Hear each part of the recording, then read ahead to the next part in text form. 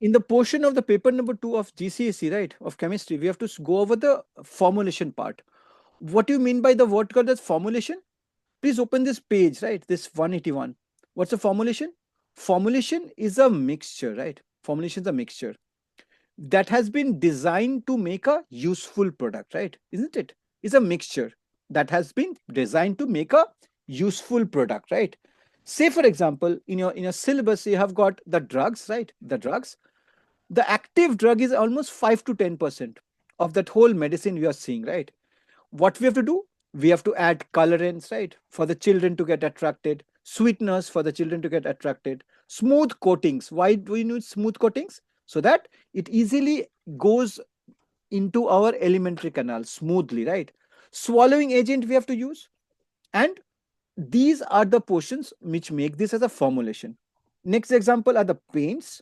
The paints are very crucial, right? We are seeing that the actual dye has to form a strong bond with the wall, right? We are pasting over here, right? Isn't it? So that's a very important. Actual dye or the pigment, right? Has to bind with the wall, isn't it? Has to bind with the wall. So we have to add a binder, right? We have to add the binder. The binder will be attaching the paint with the object, right? So we have to add a binder. We will be binding this, right? Firmly. Next is that we have to make sure that this pigment, usually it is not water soluble. You can write this down.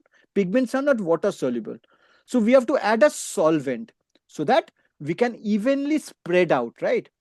This bit, last of all, you're having what? The washing liquids, right? Which you're having. Formulation. What's the formulation? Formulation is a mixture designed to produce a useful product. What are the important mixtures you're having in this all your detergents?